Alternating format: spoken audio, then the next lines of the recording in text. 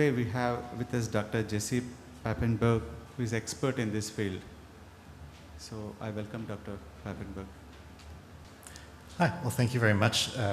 Thank you to the organizing committee for the invitation. I'm really actually honored and humbled to be here. And thank you to Dr. Kavitha in particular for the invitation. And I hope that we will be able to go over some of the important advances that have taken place in diagnostic of respiratory viruses in terms of either advanced molecular methods or point of care testing.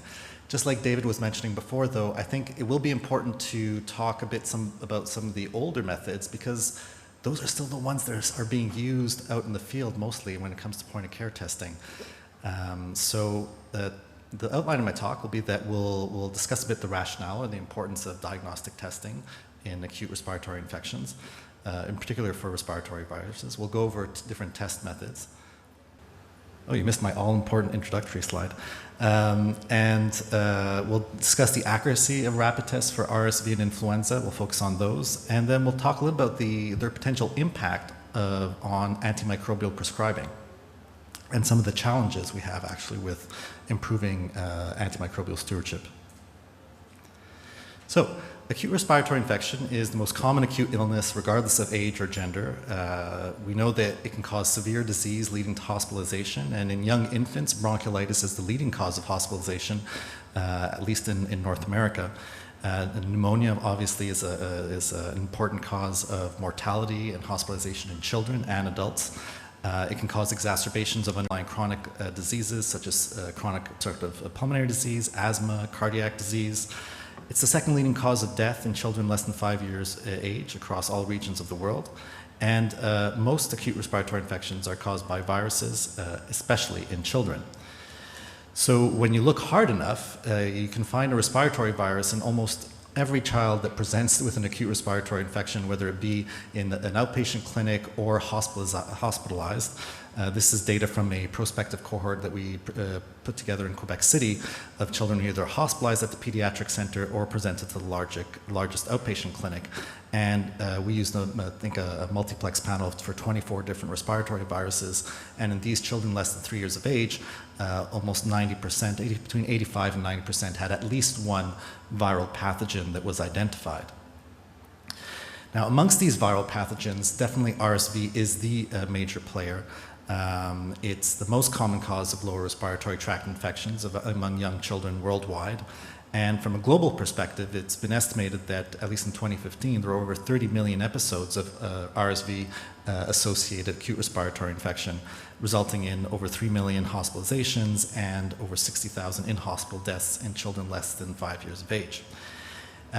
Data from the United States, a prospective cohort of community-acquired pneumonia performed by the CDC, show that RSV was the most commonly identified pathogen amongst all these children who are hospitalized for community-acquired pneumonia. And if you think about adults, we don't think about RSV as a common pathogen in adults, but I think that perspective has changed a lot in the last few years. And it's now recognized that RSV infection does account for a good proportion of adult hospitalizations for pneumonia, COPD, asthma, congestive heart failure, and a lot of medical visits during the wintertime. And this is even during peak influenza season.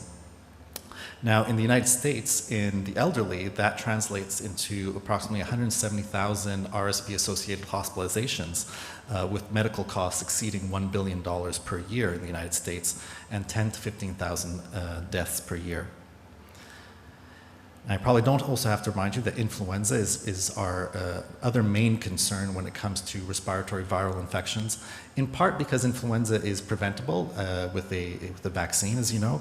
So it's important to inform public health to have accurate diagnosis and accurate estimates of disease burden. But also in part because influenza mortality can be quite significant. As you can see here from this slide from the WHO, we're talking about several thousand, 100,000 deaths due to influenza annually worldwide. And we know that there are specific risk factors for severe influenza. And because influenza is the only respiratory virus that is currently treatable with specific antivirals, this gives us an opportunity to really test and test in a targeted way patients in whom we would want to treat in order to improve outcomes. So we know that the extremes of age are particularly at risk for complications of influenza disease, and we take as a surrogate hospitalization due to influenza, with young infants and the elderly above 65 at greatest risk. Unfortunately, influenza vaccines actually don't work as well in these particular age groups. We know we can't vaccinate children less than 6 months of age, and we know that in the elderly, they have less robust immune responses to influenza vaccines. So these high-risk populations are the ones that actually we cannot prevent disease in the best. So we need to be able to, again, try and test and target treatment in these high-risk groups. And there are other specific comorbidities that can be used either for targeted vaccine prevention programs, or again, in terms of who are we trying to test and treat when it comes to influenza or potential influenza infection.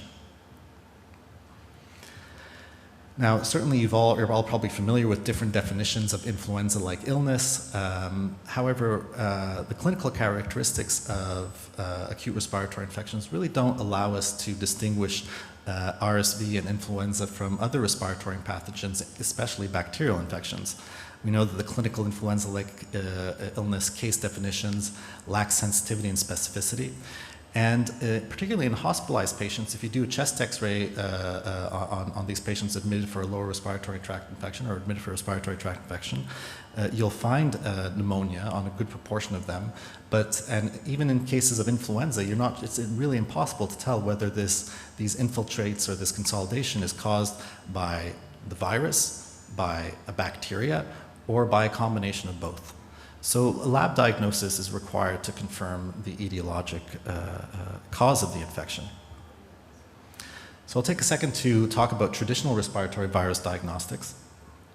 Cell culture has been the long-standing gold standard for respiratory virus infection diagnostics.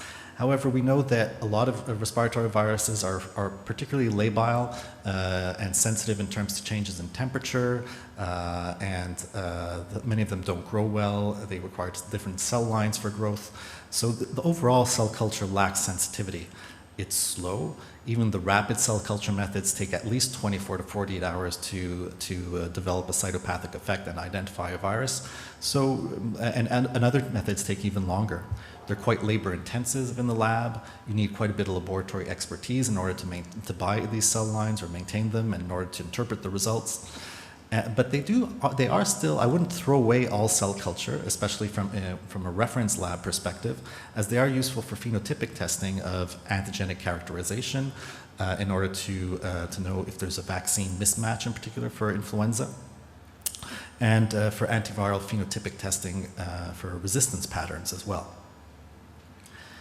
Immunofluorescence staining, so direct immunofluorescence directly on the respiratory specimen, has been commercially available for several years, and at our institution, before we instituted PCR, that was our method of choice. We had multiplex panels available for RSV, flu A and B, metapneumovirus, the parainfluenza viruses, adenoviruses. The sensitivity did vary quite a bit from one virus to the next, but can range in the 50 to 90% range. There's quite a bit of technical time involved in immunofluorescence staining, and you do need quite a bit of technical expertise in order to, again, visually interpret these results, and there can be quite a bit of error in between, or variation or variability between technologists, especially when they're more junior. So there's that expertise that's required as well, and really there's less and less immunofluorescence staining that's going on right now. And you can really only look at one slide at a time. So lab-based molecular assays have now really become, reverse transcriptase PCR, I say reverse transcriptase because most of these viruses are RNA viruses, so they do require an initial reverse transcription step before doing the PCR amplification. And these methods have become the gold standard for detection of respiratory viral infections. They have very low limits of detection, which allow them to have very high clinical sensitivity. They could either be commercially available assays or in-house developed assays, lab-developed assays, but it's interesting to note they don't all perform equally well. They can be highly multiplexed now. We have panels that can cover 12 to 18 targets. You can also add on bacterial targets if you think it's relevant. But most of these assays are quite complex. In other words, they need to be performed in labs that have a certain level of expertise with regards to the technology. And most of them also require batching. So in order for these tests to be relatively cost effective, or in order to minimize costs, you can't do one specimen at a time as they come in. You really have to wait for a certain number of specimens to arrive, and then you can do your test. So then you're running into slower turnaround times because you're batching. And you may, if you're only doing the test once a day, that means that somebody who gets a specimen procured and just misses the run might have to wait at least another 24 hours or more before getting the results. But there's more and more automation. So if you're a high volume lab, there's now more and more automation in terms of the nucleic acid extraction steps. You may not need to really manipulate the specimens between the nucleic acid extraction step and then the amplification step. So that allows for higher throughput. Sorry for that typo. And again, that would be important for labs with very high volumes.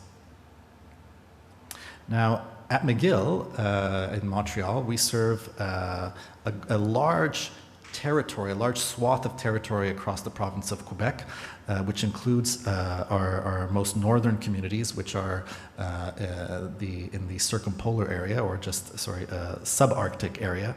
And we actually run into many of the same problems that you would see in other quote unquote global health issues in terms of access to care, difficult socioeconomic status, overcrowding, high levels of smoking, and other social problems that lead to higher risk factors for severe respiratory infections. And also from a lab perspective, we face the issue of having to have these samples sent down. So there's just the transport time also increases the turnaround time considerably. But just to let you know that we process about 10,000 respiratory viral tests every year, and we run almost exclusively a multiplex that we developed in-house just prior to the influenza pandemic of 2009. It's a real-time PCR assay that has our turnaround time is about 8 to 12 hours for specimens that were procured in our center.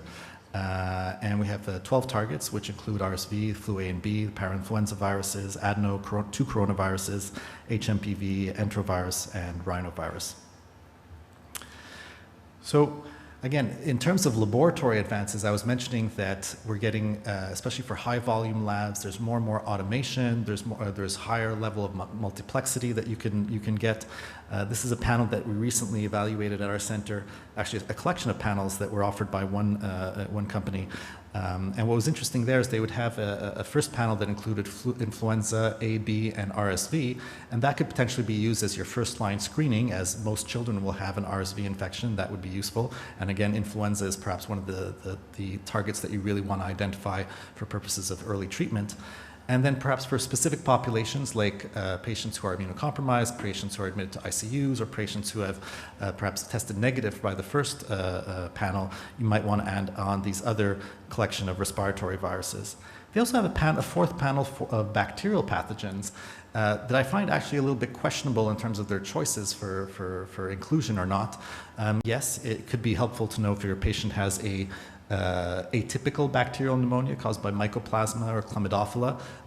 These can respond to treatment with a macrolide or a quinolone. But do you really want to know about Haemophilus influenza B in the nasopharynx? Do you want to know about strep pneumo in the nasopharynx? Because in children, we know that up to a third of school-aged or preschool-aged kids can be colonized with strep pneumo, but that doesn't necessarily mean that that's what's going on in their lungs. So will identifying these types of pathogens in the nasopharynx actually increase your antibiotic use as opposed to help you target who needs antibiotics or doesn't? Obviously, pertussis is something that we do want to test and treat, but I would hypothesize that the patient for whom you're testing for influenza might not be the same patient in whom you want to be testing for pertussis. So do we really need to do all of these pathogens at the same time is, I think, open to debate. Again, if we stay in the lab, there are now, in terms of increases in automation, a lot of cartridge-based tests that are commercially available, where, in other words, a one-step sample-to-answer type of method, where you take the specimen, you put it in a cartridge, you put it in the machine, you walk away, and then somewhere between half an hour and 90 minutes later, you have a result. Certainly, there's Biomérieux has bought BioFire, which has a panel of I think 13 respiratory viruses and bacteria that are available, and there is a version that has been approved for use at the point of care in the United States. Cepheid has a flu A, B, RSV cartridge that has also been approved for use at the point of care. So these certainly makes life easier in the lab, but this comes at quite a cost financially because each cartridge is quite expensive. So, talking a little bit about the importance of rapid diagnostics in respiratory viruses. The idea is that hopefully by having a quick and an accurate diagnosis, preferably within the patient encounter, you're going to have less unnecessary antibiotic use when you identify a respiratory virus as a potential cause of this respiratory infection. And that's certainly been shown in a few studies, particularly in children. You'll have prompt initiation of antiviral therapy in the patients in whom you want to target for influenza because they might be at high risk for complications. Instituting the appropriate infection control measures such as cohorting in order to try and reduce nosocomial infection for patients who are hospitalized. There have been some studies that have shown that using these rapid diagnostics at triage or in the emergency room can either reduce the number of hospitalizations in terms of undifferentiated febrile illness or reduce the length of stay in the emergency room. And finally, perhaps you can also reduce the number of other ancillary diagnostic tests that you're doing to try and see, does this patient have a potential bacterial infection? Well, maybe if you identify influenza rapidly, you don't need to do the chest x-ray, you might not need to do a complete blood count, you might not need to do a blood culture, depending on the clinical scenario. So the first I would say the older rapid diagnostic tests for influenza, RSV are all antigen detection tests. Again, these lateral flow assays, as simple as a home pregnancy test.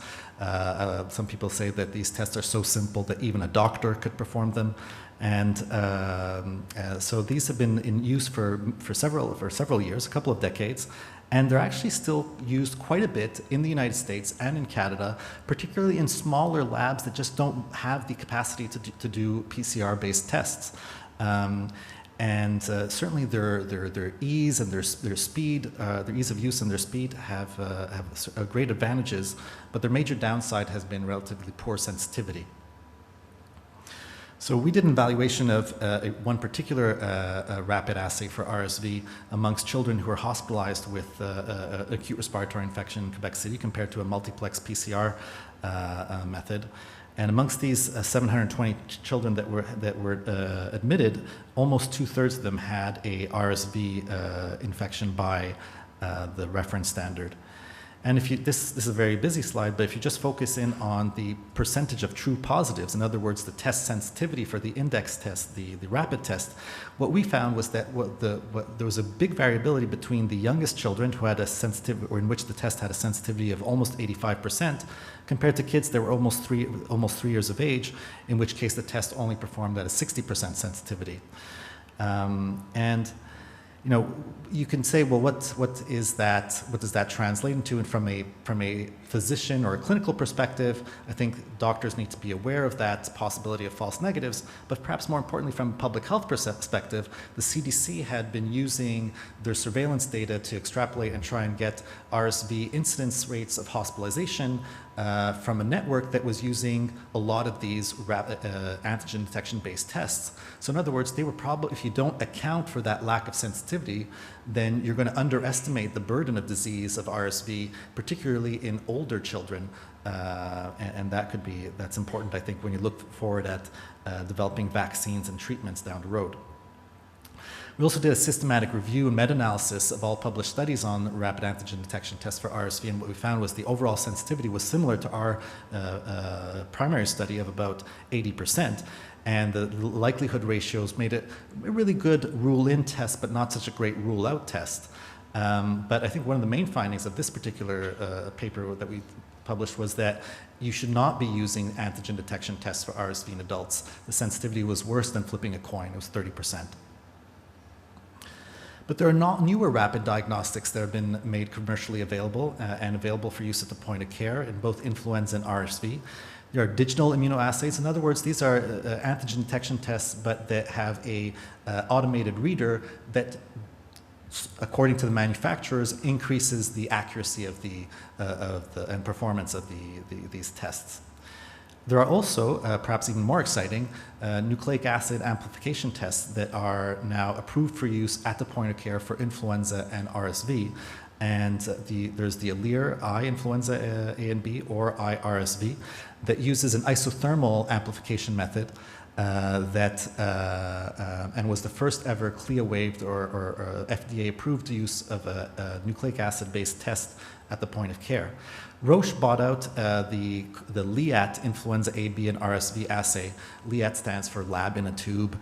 But what was kind of neat about this assay, it is a real-time PCR-based assay, but instead of having a block heater make for the thermocycling, it actually shifts the specimen from different parts of the machine that have different temperatures. So that allows for a real-time PCR reaction to take place in less than 25 minutes, as opposed to the usual 90 minutes to get through enough cycles to get a negative result or a positive result. I mentioned also that Cepheid has a flu RSV assay that's available for use at point of care, and the BioFire film array respiratory panel. Now, we found that there was an opportunity to review this literature on novel influenza diagnostic tests, because the FDA in 2018 was about to change their minimum performance standards for influenza rapid tests. So we got together a group that was able to perform a systematic review comparing the diagnostic accuracy of the novel rapid influenza tests compared to traditional rapid influenza tests, always in comparison with the reference standard of a PCR. And what we found, in a nutshell, the highlight here was that yes, as we suspected, the sensitivity of the rapid tests was pretty lousy, around 50%.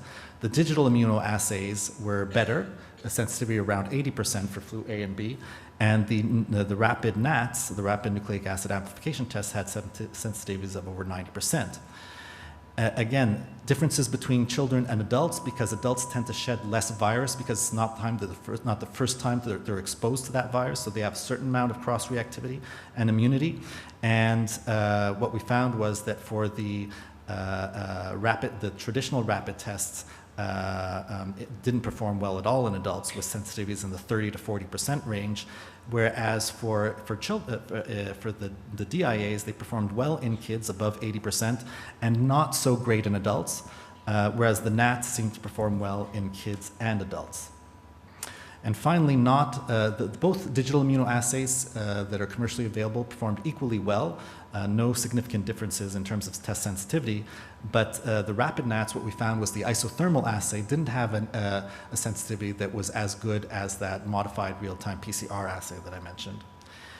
And there was an editorial talking about how this really shows that we have these new tools, that we should be testing everybody for influenza and treating everybody.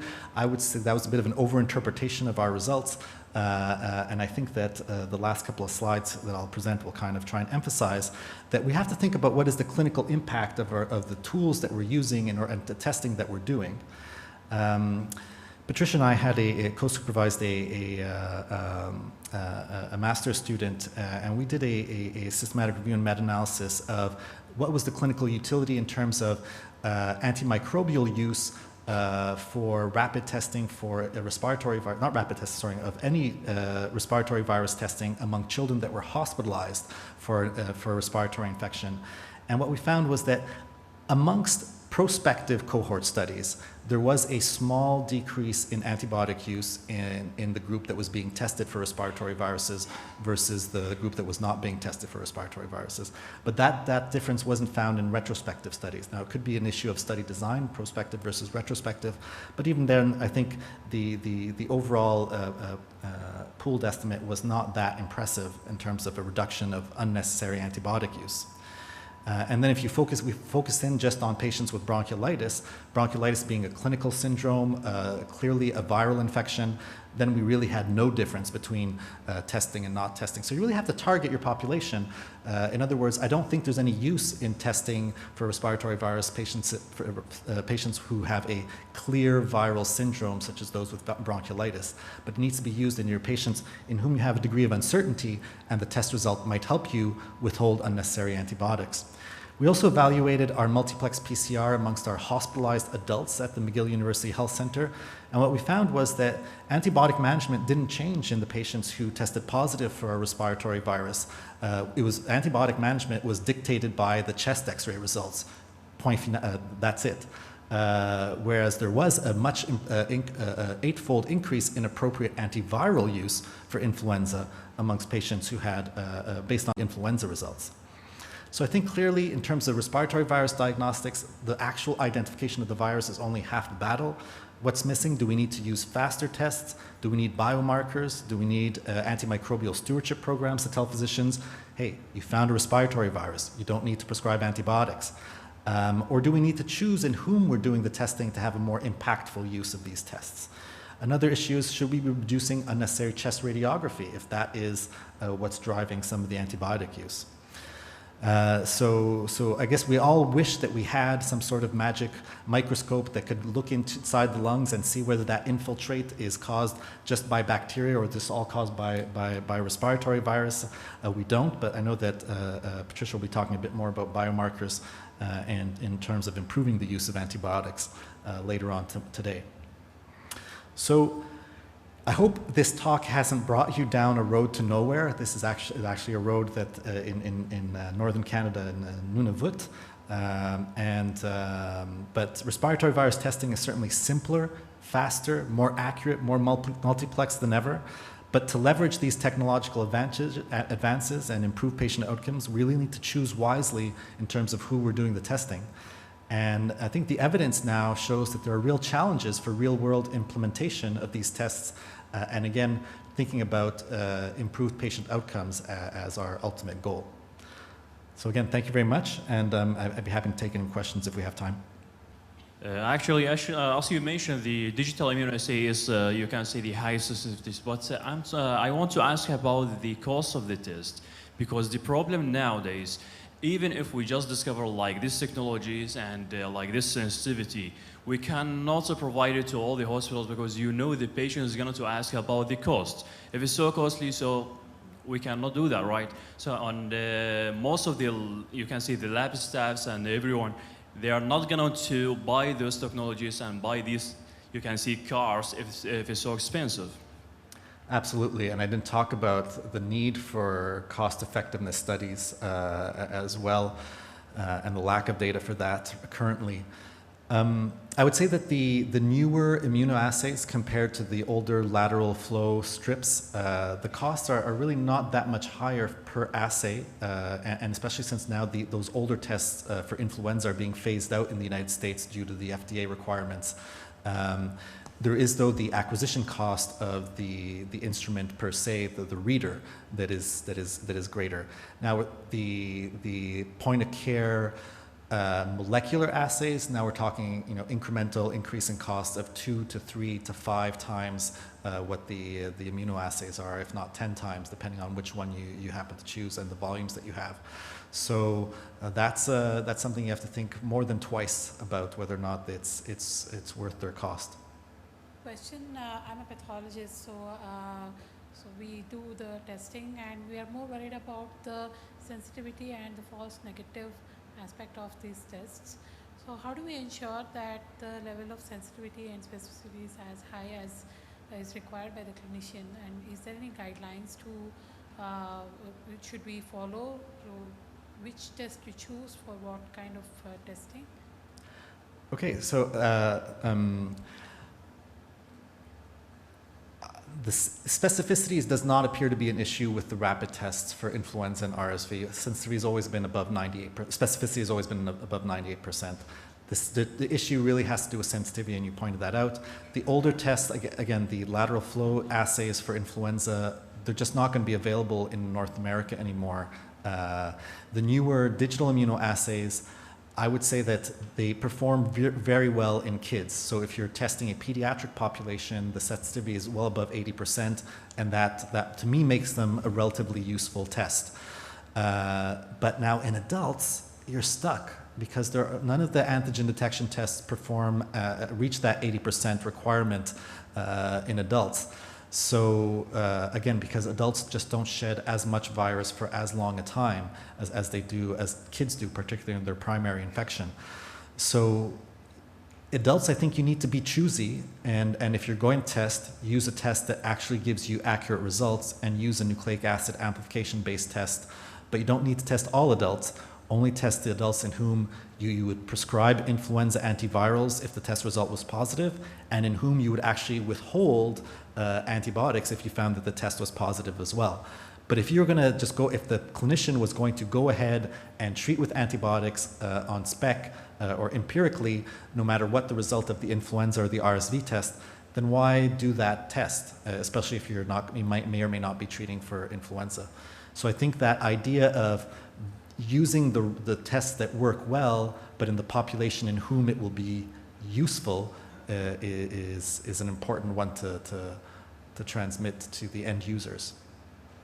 Sir, you were speaking about the PCR, multiplex PCR, which you have done homegrown, right? So,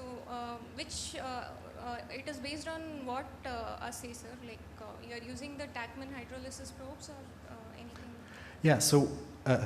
Thank you. So we developed that assay, as I said, pre-2009, and it's multiplexed into 4 wells for 12 respiratory viruses. We use fluorescent probes. We use the Roche light cycler platform for the amplification step, and our light cyclers are now 10 years old almost, so they're about to go out to pasture, and we're looking for newer to replace that our homebrew assay, because we're worried that our instruments are not going to be functioning for much longer. So we're actually looking to probably transfer those onto another platform that would involve more automation at the nucleic acid extraction step, and allow for hands-free transfer of the specimens to the amplification step. And again, also hands-free master mix preparation. Right now, a lot of our technologists' time is spent on preparing the master mix for these respiratory virus tests, and that means mistakes. Like just humans make mistakes, and that means more runs that need to be redone because they failed a positive control or something like that. So we're looking for as much automation as possible due to our high volumes. And sir, you were testing so many viruses, you told. So among the viruses that you're testing, how many of them are treatable? Like influenza, you said is treatable? Only influenza, that's right, yeah. So that's an area of debate amongst even our group of microbiologists, is to how highly multiplexed do we need to have our respiratory virus panel. And we would like to move towards a RSV, flu A, B first line screen, and then only in specific populations would we run the whole multiplex panel. Do you test for the other atypical bacterial pneumonias? It's ordered separately. We felt that it was actually a clinical decision that some patients, if they have a potential community-acquired pneumonia, that we thought that it could be an atypical bacteria, we have that as a separate order for Chlamydophila and Mycoplasma pneumonia. We did not want to include it with our respiratory virus testing because we know that Mycoplasma can colonize the nasopharynx, and we felt that by including it when somebody's not specifically ordering it would actually perhaps increase unnecessarily use of fluoroquinolones or macrolides in these patients who didn't actually have an infection but were just colonized with Mycoplasma. So that idea of the pretest probability influencing the truth of your result is important. So with this, we would need to end this session. Thank you so much, Dr. Papenburg, for that really very nice, insightful talk on point-of-care testing and all the rapid testing for respiratory viruses, and especially the advice on judicious use of these tests. I think that should be the takeaway message from this talk. Thank you so much. Thank you.